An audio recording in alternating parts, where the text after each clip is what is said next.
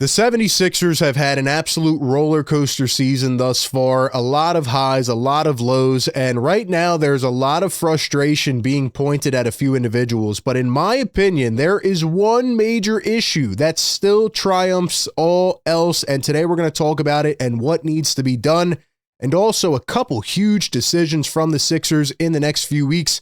One of them will tell us who this team intends to be and where they want to go. And the other one came from Nick Nurse and really shocked me. Could a potential lineup change be on the way? We will break it all down and more right here on Philly Take with RB. But welcome into the show. I am RB. Thank you for rocking with me all season. Honestly, it feels like this season has been going on for 5 years. That's how I feel. You take into account last year, the disaster. Yeah, we're happy to see some good hoops this year. But there's been so many iterations and phases, and throughout the year I said we would do some different benchmark points. Well, I think I finally kind of have an idea of who the team can be, but I still don't know because of certain factors in the equation. And overall, it's just a wild season so far in the NBA. But one question has come up a lot recently, and I want to talk about it. But let me know your thoughts down below. Where are you at with this Sixers team? We are now officially past the halfway point. Can you believe it? They are 23-19. Do you think that this is a first round exit? Just another team, we know who they are kind of team? Or are you believing in the vision that they can be a deep playoff contender, that they can put it all together and kind of throw out there what we saw over these last 7 to 10 games before the last few? Where are you at with this team? Let me know your thoughts down below. But a big question on the live show recently has been, what do the 76ers do going into the trade deadline? And I've talked about it on my last couple videos, right? We put out a bunch of trade targets, who they can get, how they can make it work financially. But I did preface it by saying that Josh Harris usually goes into the trade deadline and wants to duck the tax. Some people are saying, RB, you're crazy. The Sixers are going to go into that trade deadline. They're $7 million above the luxury tax.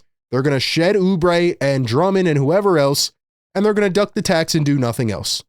And based on my personal opinion, looking at the rest of the NBA right now, if the 76ers do that and they make no moves and they do not try to make any type of push in any way, somebody must be fired on the spot, because that would be an absolute malpractice, and that will tell us exactly who they intend to be this season.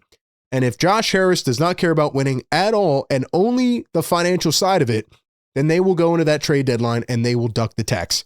But you kind of dip your toes into other waters and you see what's going on in the NBA. And I know everybody right now is kind of writing in the Pistons to go to the finals. I'm not there yet. I can't believe it until I see it. The Sixers played them well this season so far. The Celtics played them the other night. Crazy game in the fourth quarter. Hardest defense I've ever seen Tobias Harris play in my life. The New York Knicks are absolute frauds. Their season is cooked. Knicks fans want to worry about the 76ers and Joel Embiid and all these teams. Worry about your own damn team. The Knicks are done. They're about to trade Karl Anthony Towns, blow it up. The Raptors are a feel-good team. Magic are underperforming. Cavs are underperforming. Heat and Hawks and everybody else underperforming. So I look at all of this and I say, as crazy and shocking as it sounds, based on that sample size we saw with Joel Embiid and Paul George and the full team back on the floor, they need to make a push. This has to be the year that they go all in.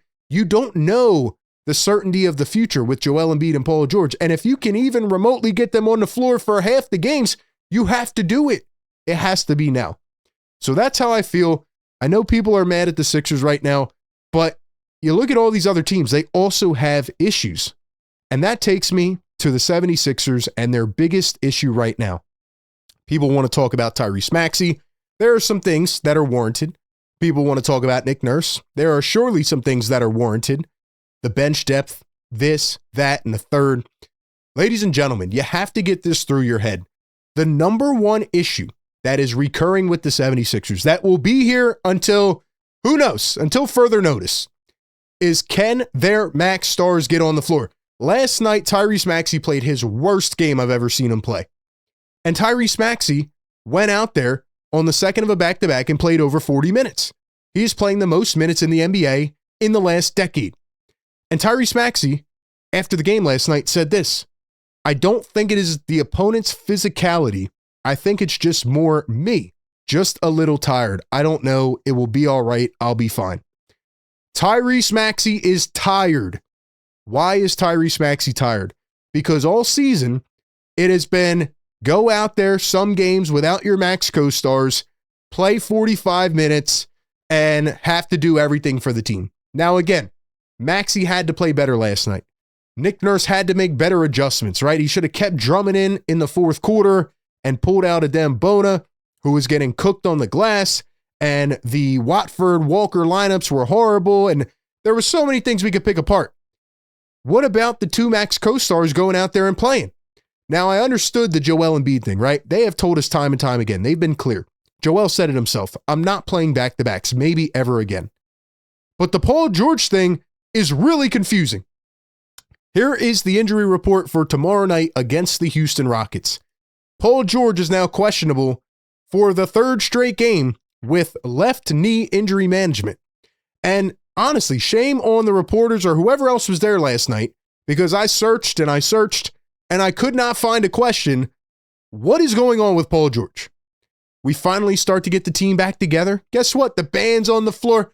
Things are looking pretty. And here we are now for 3 consecutive games potentially without Paul George. And they don't say he tweaked his knee at practice. They don't say he had swelling in his ankle. They say left knee injury management. So we're just giving out PTO in the middle of the season when the team finally starts to play well and win 6 out of 8 games or whatever it was. That's what we're doing. See, that is the main issue. People want to direct all this negativity at Tyrese Maxey. It's weird, man. It really is weird that Joel Embiid fans can't like Tyrese Maxey. I don't get it. I like all these guys. I want them to win. I want the team to win. And you look at Tyrese Maxey, and I think people are just trying to take it out on him because they're mad that we can't see the full version of the team on the floor. I did not get to formally congratulate him, but Tyrese Maxey is an all-star starter. It is very well deserved. And no, he is not perfect, but boy, he has been pretty damn good. Tyrese Maxey is the 3rd player in NBA history in a season right now to average 30 points per game, 2 steals per game, and 3 3-pointers made per game, joining prime James Harden and prime Stephen Curry. Tyrese Maxey is also averaging 3.05 stocks per game, steals and blocks. Only player averaging more is Victor Wembanyama. The last point guard to average 3 or more in a season was Gary Payton in 1996. We're all focused on Tyrese Maxey's offense and what he can do there, that his defensive leap is going so far under the radar. It is unbelievable, man. And you just look at some of these numbers. I mean, Tyrese Maxey on off 6.0 this season. He has been the best 76er on the team in all aspects. And then you look at Tyrese Maxey's win shares. How many wins does Tyrese Maxey contribute? He's at 6.1, far beyond the next 76er. How does that rank in the NBA, you may ask? Well, if we go over and we look at the totals in the NBA, Shai Gilgeous-Alexander, number 1 with 9.8. Nikola Jokic is 2nd with 8.6. And there is Tyrese Maxey 3rd with 6.1. So Tyrese Maxey is a winning player this season. He is contributing to winning. He kept this team afloat. He is 1st in minutes played this season. He is 4th in total 3-pointers made with 142. He is 7th in 2-pointers made. He is 3rd in field goals made. He is 2nd in total points made. He is 1st in the NBA in steals per game right now with 2.1. Did we ever think Tyrese Maxey would be 1st in the NBA in steals? I mean, that is unbelievable. He is 3rd in scoring 30 points per game. He is averaging 40% from 3, 88% from the line, and he's also averaging a block per game. He is doing it all around. He's doing it on every level of the floor. So if you are one of those people that are complaining about Tyrese Maxey, you need to get reevaluated and checked. I'm not saying he's perfect. He needs to have better games. There are games where he looks very inefficient. But what do you expect from a guy that one night is asked to go out there and be the guy and play alongside Joel and PG, and then maybe one night he defers to Joel, and then the next night he doesn't have any of them on the floor. It's just him and VJ trying to carry the load. So I just wanted to give a shout to Maxey. and I think he's doing his thing. One other thing I noticed with the 76ers, which was a little eye-opening to me, is that when you look at their defensive stats as a team, right, they are a middle-of-the-pack offensive team right now. They are around, the 10 to 12 spot in most defensive categories, which is shocking to me because I don't think they're playing that good of defense this year. But really the two areas where they are getting obliterated right now are in the second chance. They're in the lower third, and they're the second worst team against opponents on the fast break. They're giving up the second most fast break points per game. So they're not able to get back on defense. They're not able to get set. And maybe part of that is Joel Embiid kind of chugging down the floor. Maybe it is some defensive lapse they're having, or maybe it's the fact that for some reason they always leave a shooter wide open in the corner that is, practicing the attention to detail on some of these things and just kind of moving forward, as a unit. And you can tell which teams are coached well and which teams are not. But to get the full version out of this team, and to continue to build as a team that can contend in the playoffs, we need to see the full version of this team on the floor. And right now, their PR just stinks. On the other side, we're going to talk about one major decision that could come soon, which I don't think is really that good of an idea, but Nick Nurse seems to think so. So we'll get into that. But speaking of stink, we have to talk about our partner of today's show, and it is Mando. Don't be like the Sixers PR right now who stinks. We're going into the new year. You're bringing some things with you. You have to bring the Mando. The Mando is a whole body deodorant that controls sweat and odor for up to 72 hours. After 12 hours of taking a shower, the average man's grundle odor is a 5 out of 10, but with the Mando, that is reduced to a 0 out of 10, according to their clinical trials. This deodorant is powered by mandelic acid, engineered to stop before it starts. They have the bourbon leather, the clover woods, the Mount Fuji, which is my favorite. I really like it, and the Pro Sport. If you are someone who sweats a lot, this is perfect for you, as it is clinically proven to block odor all day. They are currently America's #1 whole body deodorant formula, available in Walmart, Target, other retailers across the country. Before the best deals, you have to go to shopmando.com. And if you want to get the job done right, check out the Mando Starter Pack. As a special offer for all of our listeners of the show, new customers can get 20% off site-wide plus free shipping with our exclusive code PhillyTake5 over at shopmando.com. Please support our show. Let them know we sent you. Say goodbye to sweat stains and hello to long-lasting freshness. Well, speaking of freshness, Nick Nurse wants to keep the lineup fresh, apparently. And Nick Nurse, a couple nights ago, teased an idea of starting Quentin Grimes, as the Sixers guard has struggled a bit in a reserve role. Well, I would not say has struggled a bit. I would say struggled. I am completely off the Quentin Grimes contract extension as of this moment. Now, maybe that could change, but Grimes is averaging 13.8 points per game.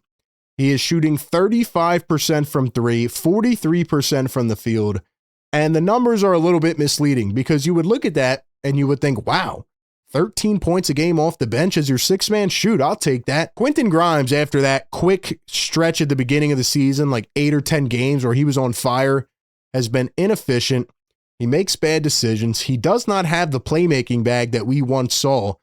And he also smokes a wide open layup every single game. Now, I'll give him credit. He continues to fight. He continues to find his spots on the floor. It's not like he's not giving effort, right? He's in a contract year. He has a no trade clause. He wants to go out there and make all that money he was trying to advocate for in this past offseason, right? Remember, they wanted $25 million a year, and the Sixers were offering $9 million a year. There was a huge disparity. Well, right now, Daryl Morey is looking correct for not giving him that money. And if Quentin Grimes cannot pull it together in the next couple months, he's just going to probably end up on a 1 or 2 year deal elsewhere. I'm almost getting to the point now where I'm thinking, man, is Quentin Grimes going to waive his no trade clause? And is his agent going to tell the Sixers, hey, trade us to one of these bottom of the barrel teams so we can up his trade value again and get him that money this offseason? That's honestly how I'm feeling. Because right now, Jared McCain has been a non-factor, and Quentin Grimes has not been good either. The Sixers bench got outscored by 30 points last night. That is becoming a normal occurrence for this team. So they have to figure it out. And Nick Nurse wants to put Quentin Grimes in the starting lineup so that he can get more reps. Yeah, no thanks. What coach looks at a guy and says, yeah, let's start him because he's shooting so bad off the bench? He's in a shooter slump. And even if that does help Quentin Grimes, who are you going to take out of the starting five? Are you going to take VJ out? Are you going to take Paul George out or Kelly Oubre or Dominic Barlow? The Sixers power forwards have dropped off a bit this past couple of weeks, but I still think you need that size. You need to complement Joel Embiid. I mean, every fourth quarter, Nick Nurse goes back to this 3-guard lineup anyway, and he keeps Quentin Grimes in the game, and it usually doesn't fare well anyway. So I think the 76ers need to go out at the trade deadline, and they need to find a pure six-man, a Colin Sexton type, a guy that can come in, get those buckets off the bench, can be way more consistent. Give me your thoughts on Quentin Grimes and everything else down below. What is your feel on this Sixers team? What will they do at the trade deadline? Give me all your thoughts down below. Appreciate everybody for tapping in. Be sure to like, comment, and subscribe. And as always, I will catch you on the next one. Peace.